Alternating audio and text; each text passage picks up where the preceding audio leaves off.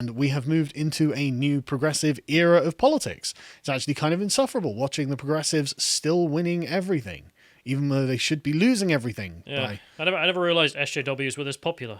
No, they're just well loved. I mean, so we're gonna, for the final segment, we're gonna go through just like 3 stories of just how the progressives are taking over. Well, just things that they've got no business taking over and have got no use for themselves, right? The first one is this wonderful report by Marie Claire, which is exactly the place I would expect to hear this story, where female soldiers will be allowed to wear lipstick, nail polish, and I don't know what locks are. I assume they're like, I don't know what that is, right? But I'm not a woman. Yeah, it's a woman thing. I don't get it. This actually reminds me, we were in Germany and we met a member of the AfD. He was telling us there was a dispute there at one point because they built these new tanks for the army, and then the problem was the complaint that this violated the Equality Act because pregnant women couldn't operate the tanks. Well, that's true. He was like, but why would we send pregnant women to war? Why wouldn't you bigot? If they want to do it, it's, a biological thing, therefore they should have equal access to driving tanks and murdering the Russians. I'm sorry, but the tanks are just not built for pregnant women. Well, that's bigoted. Like, what kind of absurd country sends pregnant women to war? The United States, actually. The US Army has announced the changes, citing diversity, equity, and inclusion, which are 3 dog whistles, code words, buzzwords, shibboleths that the radical left use. Marie Claire tell us, for women in the US Army, the changes to regulation and grooming standards announced Tuesday morning will mean more freedom of expression, as well as some much needed support. I don't want soldiers having freedom of expression, right? When you, sorry, you're not allowed to wear political adornments. You're not allowed to make political statements. You have to wear a regulation uniform because it is an army. It's about discipline. You're meant to be depersonalized. Exactly. The whole process of training is to do that. Exactly. It is to turn you into a killing machine. Why is all your hair cut off? Yeah. Exactly. Yeah. Why do you shave your head? Why? Because the helmets can't handle it. It's just more comfortable that way, to be honest. I'm tempted to do it myself, actually. But but the point is, you're turning yourself into a killing machine because the enemy are also killing machines, and you have to win. But anyway. It's okay. We want more freedom of expression for the soldiers, the female soldiers. The male soldiers actually don't get this privilege. So interesting how women have been in the army 5 minutes and they've already got privileges.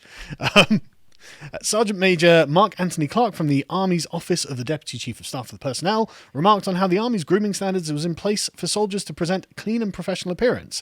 Now that can include lipstick, nail polish, earrings, and hairstyles like braids, twists, and locks, as opposed to buns. Right, so at least when they're charging the enemy will be like, wow, they're so pretty. In an effort to stop hair damage and loss stemming from hairstyles like the bun, the Army has approved healthier hairstyle options that are more inclusive of various natural styles. Sorry, it just hit me that the absurdity of the Army caring about hair loss. I mean, I'm more worried about limb loss, to be honest. Yeah. Troop loss, hair loss, that's a bigger issue. Yeah, I mean, lost a few legs to IEDs, but the hair looks great. But this is, again, Joe Biden's army now. This is what Joe Biden's army looks like. I'm just reading there about breastfeeding. Yeah, no, we're going to get to that, right? We're going to get to that. Because additionally, breastfeeding or pumping soldiers, as in breast pumps, are now permitted to wear undershirts to better accommodate their needs. That's right. Imagine, you're being deployed, and you're like, right, where's the squad? They're over there, and they're all breastfeeding. And you're like, right, okay, we're about to go over the top. I'm like, yeah, okay, well, I've still got to extract X amount of milk. So it's like, what are you doing? No, I'm not even going to make an argument about suitability of. Why would you? Why would you need to make an argument about the unsuitability of pregnant or breastfeeding women on the? Yeah. No, but if a soldier has given birth, the combat effective, I'm not even going to put that. Yeah, you don't need to. Why are we sending mothers, like newly made mothers who are still breastfeeding, to war? Why would you do that? A newborn has to feed every 2 hours at the most. Give them the time off. I know this because I am currently a father of a newborn. Where's the maternity leave advocates here? Yeah, this is just exactly. Really, you can't get maternity leave in the army. No, sorry, you're being deployed to the front. You're still going to get the placenta out or something. It's just what is going on? What is going on? So yeah, these changes come just days after Biden overturned the banning of transgender people in the US military. We know that actions speak louder than words when it comes to inclusivity and equity within our ranks. God. So Joe Biden is feminizing the US Army, I think is a fair way of describing it. And I think that's great. That's great. That's so progressive. This is it's effective. That's what it is, about meritocracy. Anyway, let's move on to Disney and the racist. It's the absurdity of the transgender soldier argument as well. It's not really about should you have the right, blah, and so forth. I mean, we may labor this point, but I just want to make it again, which is that the point of the army is to be the best. Like, your army is to be the most effective fighting force on the earth. Only if you want to win a war. Yeah, as in that's the purpose of it. Yeah. And I can't get over how the West seems to view this as some kind of Hindrance? civic right or something. Yeah. That you have the ability to go out and join the killing force. Well, the death squads that we make are there to be death squads. And if the enemy's death squads are better, our death squads are going to lose. I mean, maybe we should bring back conscription for trans people and pregnant mothers. That's the new army. Well, actually, let's ban men. Why not? Yeah. Well, I mean, straight white men have held institutional power in the military since time immemorial. I mean, going back to the Anglo-Saxon invasion of Britain, for Christ's sake. Maybe this is like accelerationists. We need to advocate within the British army and maybe the US army a rainbow division or something like this. Absolutely. It's just gay conscripts, as diverse as possible. Transgender battalion. Yeah. the pregnant mothers driving tanks. All of these very progressive and inclusive, equitable positions. Right, there's that Danish comedian who does sketches. That's one for him. I'd love to see that, the Rainbow Division being set up.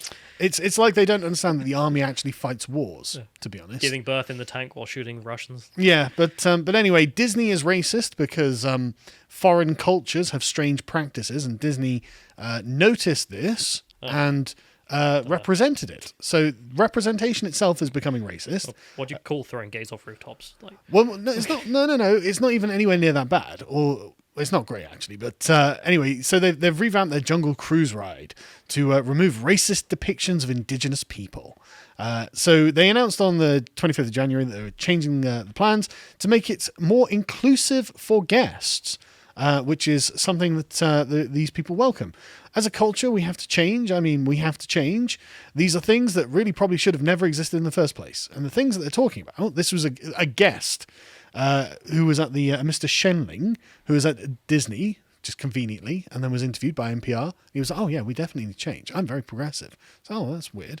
But these things should never have existed in the first place. One of them, at the very end, was a controversial part. An indigenous man named Trader Sam was holding up several shrunken heads.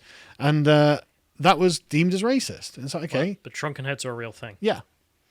These things should never have existed in the first place. So it seems like a judgment about the culture that creates shrunken heads, which I think sounds kind of racist in itself. A bit imperialist, to be honest. Yeah, like your move of getting rid of them is kind of minimalizing the representation of indigenous folks. And aren't you destroying a beautiful native culture when you tell them they should never have had shrunken heads in the first place? Cancel Disney. Cancel. The next person that is consulted is Rollins College English professor Anne Zimmerman. Thank God we've got her opinion on everything. I don't know what I was thinking before I got... Sorry, English language professor. Yeah, just an English professor, yeah. Just like, why? Okay, well, let's have her opinion.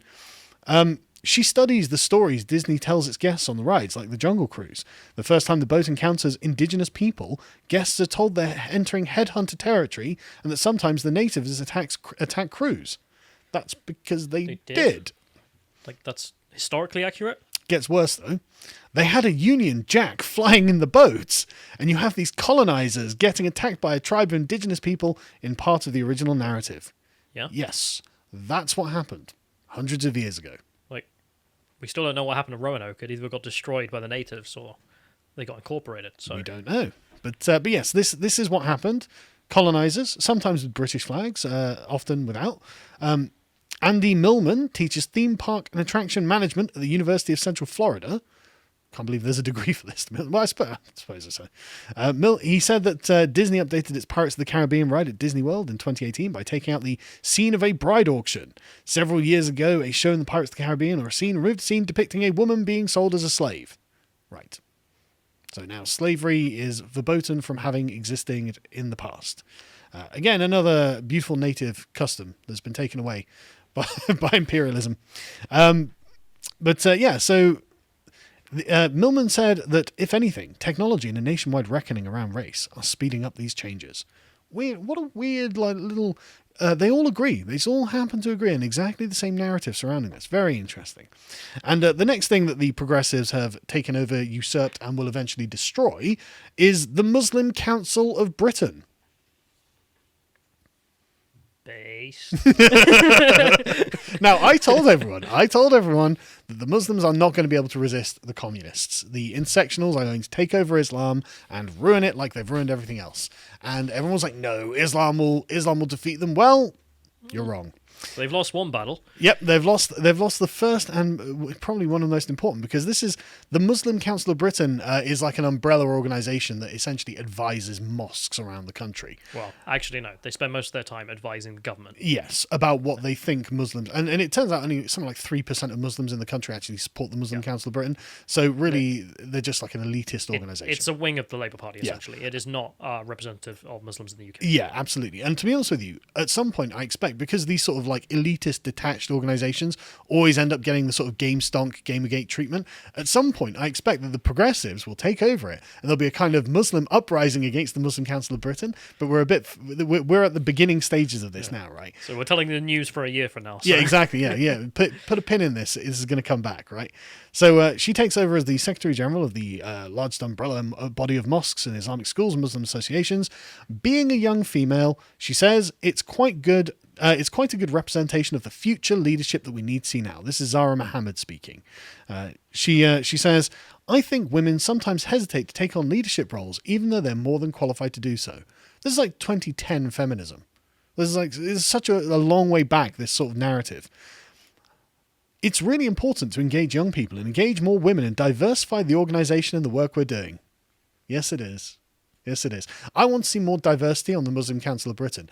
In particular, I'd like to see more religious diversity. I'd like to see some Catholics. I'd like to see some Jewish people. And maybe one or two Protestants. And then I would like to hear everyone's opinion on Israel. But she says, she says, and Sadiq Khan tweeted this out, quote from her, my vision is to continue to build a truly inclusive, diverse and representative body, driven by the needs of British Muslims for the common good. And he says it's terrific to see Zahra Mohammed elected as the first woman Secretary General of the Muslim Council of Britain.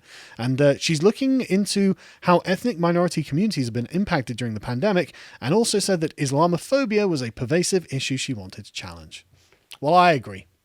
I wish her all the best. I hope that she fully manages to change the agenda of the Muslim Council of Britain from whatever it does, which I assume was advancing the interests of Muslims. Protecting Islam. Exactly. From protecting Islam, advancing the interests of Muslims, to advancing the interests of tolerance and diversity.